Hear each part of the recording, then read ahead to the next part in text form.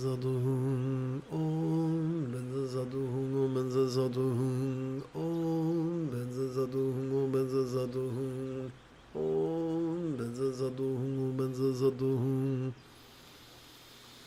Om Benza Zaduhum, Benza Zaduhum. Om Benza Zaduhum, Benza Zaduhum. Om Benza Zaduhum, Benza Zaduhum. Om Benza Zaduhum, Benza Zaduhum. Om Benza Zaduhum, Benza Zaduhum. Om Benza Zaduhum, Benza Zaduhum. Om Benza Zaduhum, Benza Zaduhum. Om Benza Zaduhum, Benza Zaduhum.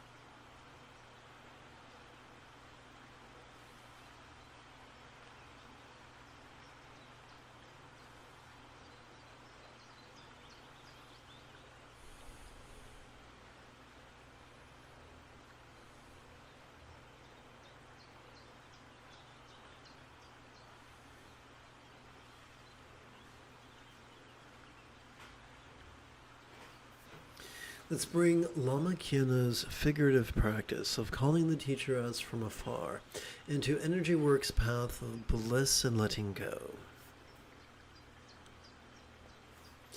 Let us invite real or imagined gurus Amanda Bandara to the crown of our head, that in the union of bliss and letting go we may train.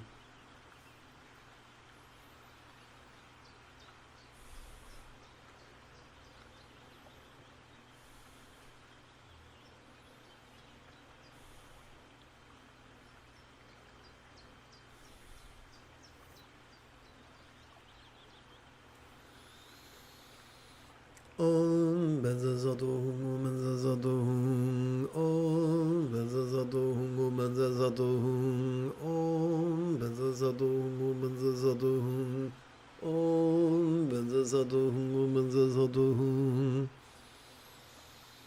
Om Benza Zaduhum, Benza Zaduhum. Om Benza Zaduhum, Benza Zaduhum. Om Benza Zaduhum, Benza Zaduhum. Om Benza Zaduhum, Benza Zaduhum. Om Benza Zaduhum, Benza Zaduhum. Om Benza Zaduhum, Benza Zaduhum. Om Benza Zaduhum, Benza Zaduhum. Om Benza Zaduhum, Benza Zaduhum. Om Benza Zaduhum, Benza Zaduhum. Om Benza Zaduhum, Benza Zaduhum. Om Benza Zaduhum, Benza Zaduhum. Om Benza Zaduhum, Benza Zaduhum.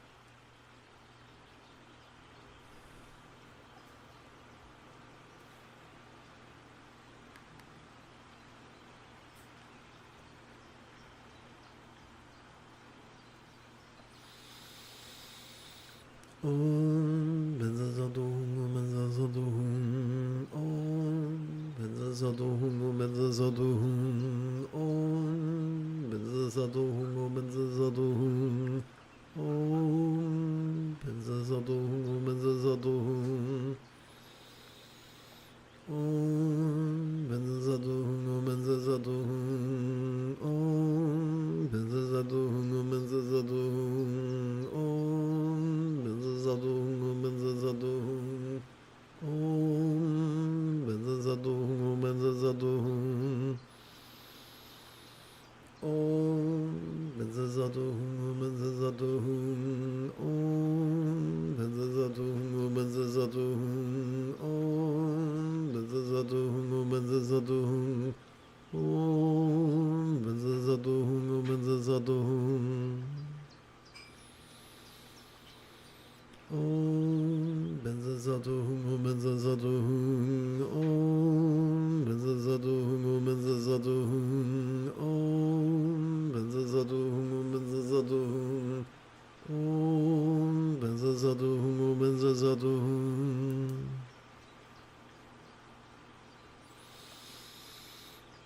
Welcome to this evening's live stream. As we silently, mentally, and passively recite the demonstrative pronoun this during our inhalation, we could passively notice the antics of mind as it perceives, emotes, intends, reasons, recalls, and imagines. As we silently, mentally, and passively recite the one-syllable verb ease during our exhalation, we can relax into mind's non-graspable nature.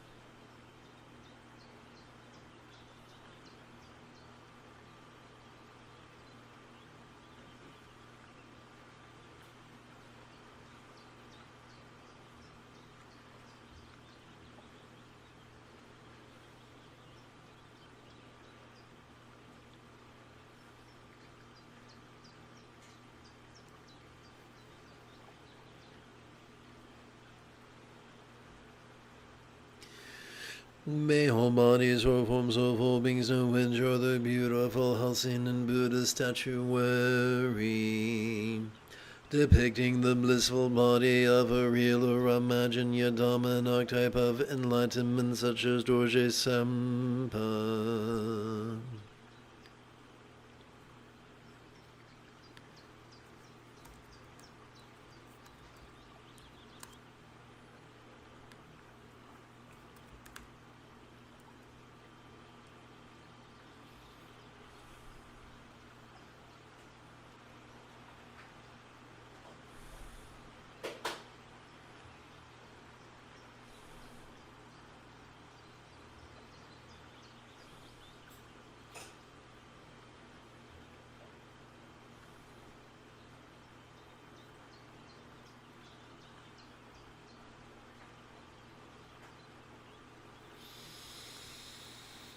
Om Benzazadohum Benzazadohum Om Benzazadohum Benzazadohum Om Benzazadohum Benzazadohum Om Benzazadohum Benzazadohum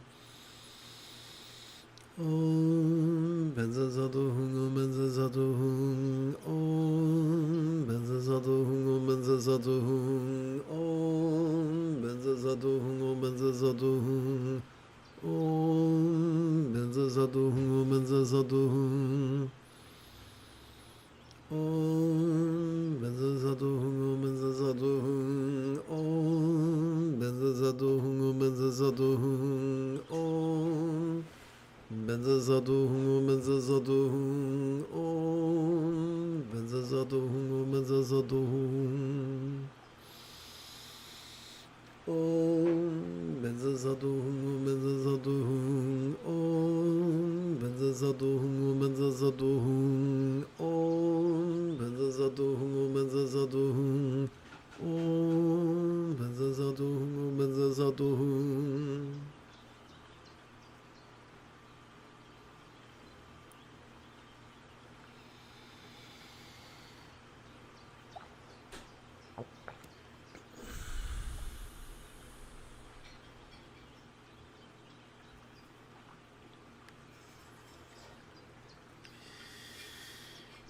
As we silently, mentally, and passively recite the demonstrative pronoun this during our inhalation,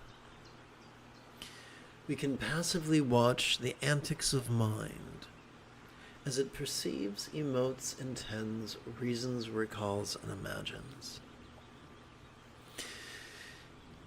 As we silently, mentally, and passively recite the one-syllable verb ease during our exhalation, we can relax into mind's non-graspable nature.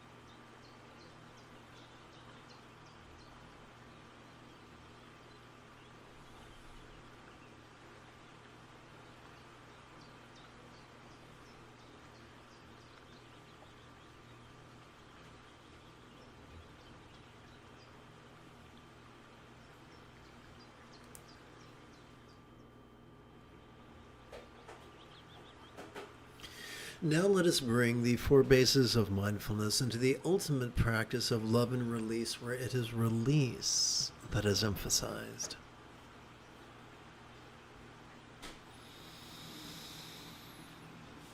As we relax into our exhalation, how could appearing circumstances or lots that we perceive during our inhalation feel as non-graspable or void as a Buddha's real or imagined paradise, pure land or vati of light? So, of course, the phrase as, or I guess the preposition as, infers that we're dealing with a simile. So we're going to take all these words and condense them down into 8 syllables, which we're going to divide between our inhalation and our exhalation.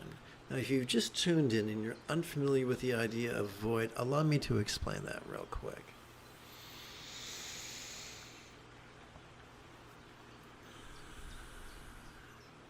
Every time we exhale,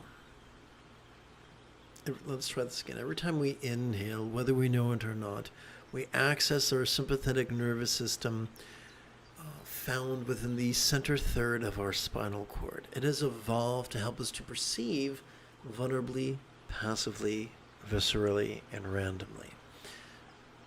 On the other hand, every time we exhale, whether or not we know it, we are involuntarily accessing our parasympathetic nervous system, ensconced within the lower third and the upper third of that same spinal cord.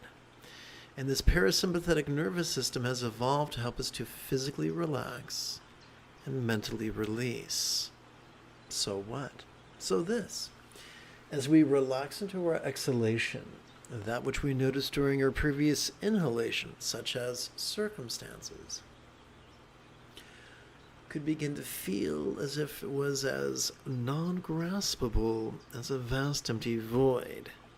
Now, any good English teacher will remind us that a simile is only as useful as it is relatable. So, what is a real-world example of a non-graspable vast empty void? About the illusion of the infinite azure sky on a bright and beautiful cloudless morn, which, although is tantalizing to the eye, is intangible to the hand.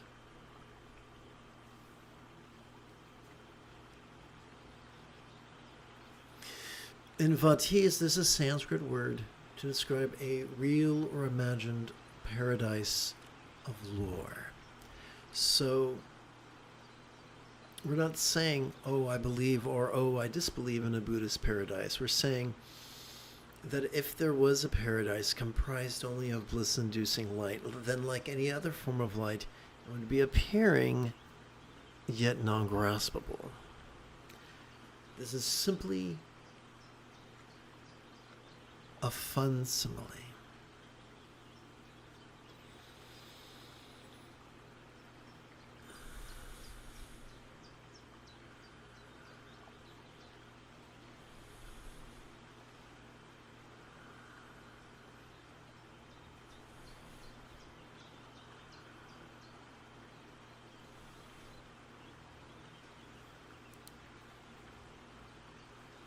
So now that we're comfortable with these 8 syllables, we can recite them silently and mentally during our inhalation.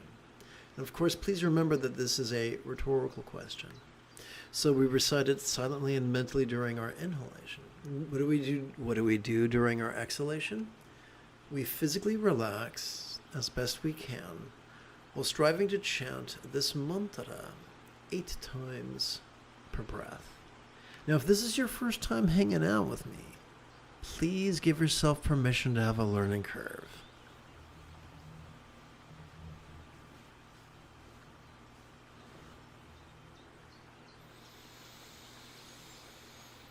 Om Benza Zaduhung, Benza Zaduhung, Om Benza Zaduhung, Benza Zaduhung, Om Benza Zaduhung, Benza Zaduhung.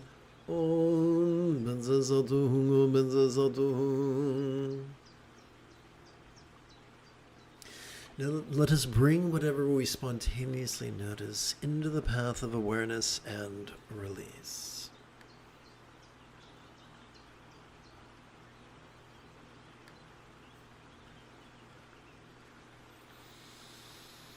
Silently, mentally, and passively reciting the demonstrative pronoun this as we inhale. Silently, mentally, and passively reciting the one-syllable verb ease as we exhale.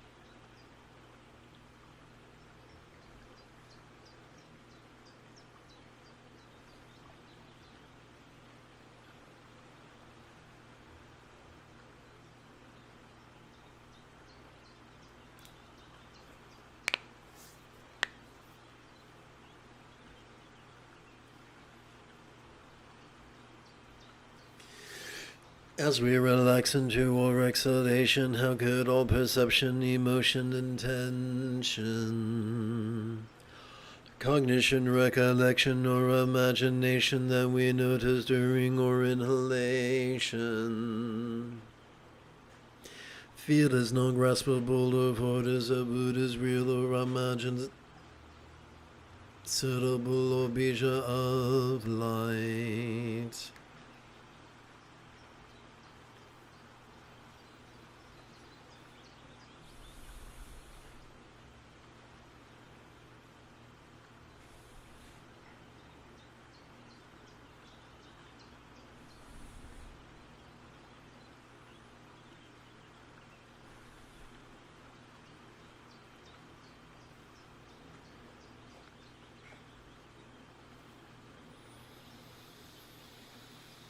Om Benzazaduhum Benzazaduhum Om Benzazaduhum Benzazaduhum Om Benzazaduhum Benzazaduhum Om Benzazaduhum Benzazaduhum.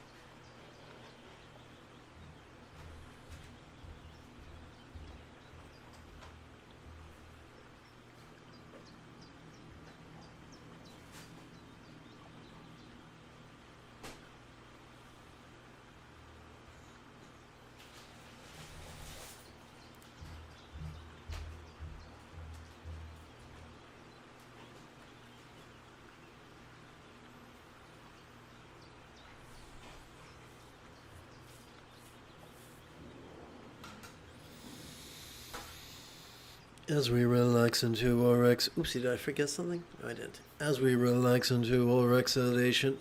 So, welcome aboard. Here's what we're doing. We are playing with the first fold of the Buddha's Eightfold Path, which is all about letting go.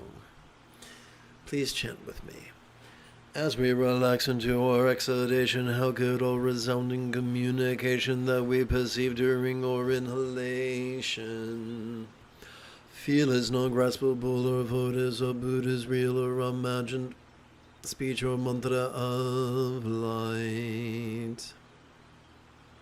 So we're going to take all these words and coalesce them down into 8 words, which we're going to divide between our inhalation and our exhalation. Of course, please remember this question is purely rhetorical.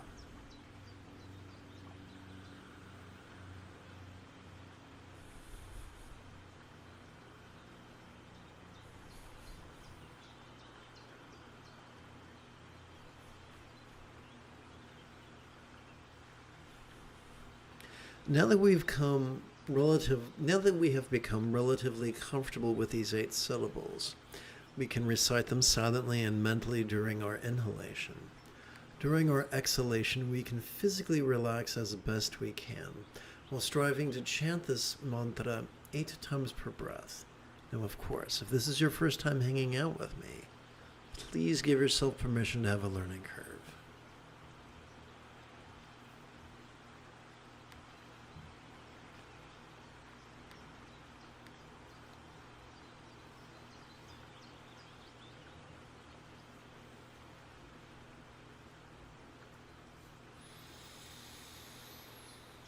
Om Benzazaduhum Benzazaduhum Om Benzazaduhum Benzazaduhum Om Benzazaduhum Benzazaduhum Om Benzazaduhum Benzazaduhum.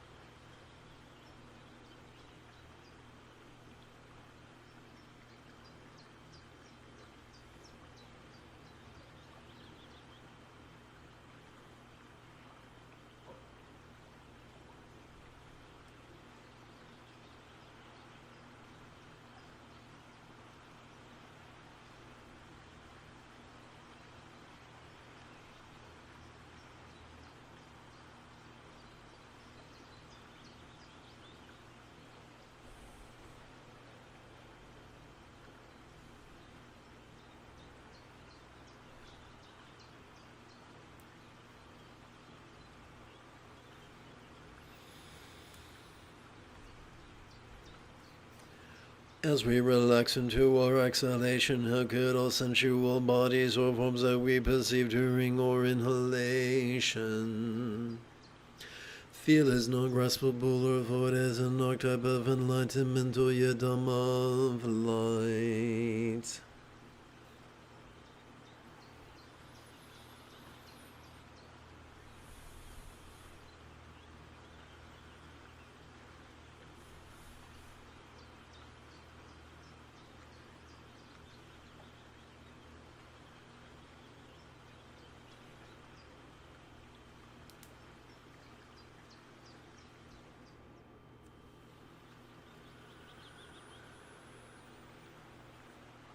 Om Benzazadohum Benzazadohum Om Benzazadohum Benzazadohum Om Benzazadohum Benzazadohum Om Benzazadohum Benzazadohum.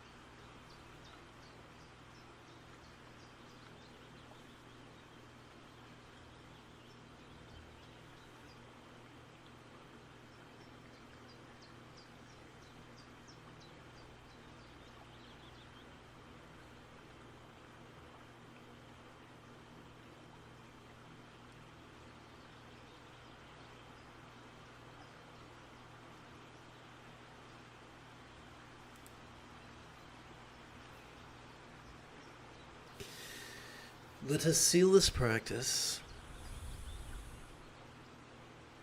by chanting love and letting go's wishes for universal enlightenment and well-being.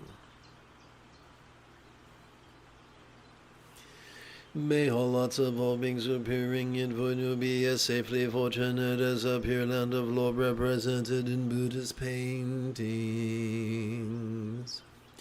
May all minds of all beings lucid yet void be as peacefully enlightened as a Buddhist mind symbolized by a one-suitable bija. May all speech of all beings resounding in void be as joyfully loving as a Buddhist speech symbolized by mantra. May all forms of all beings sensual yet void be as beautifully healthy as a yadam archetype depicted in Buddhist statuary.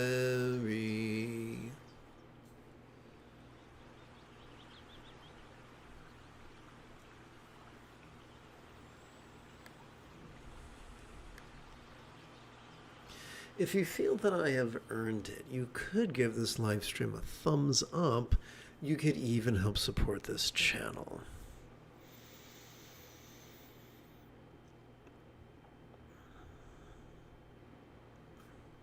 In approximately 10.5 hours, I would very much like to return to lead tomorrow's early meditation class and group practice. And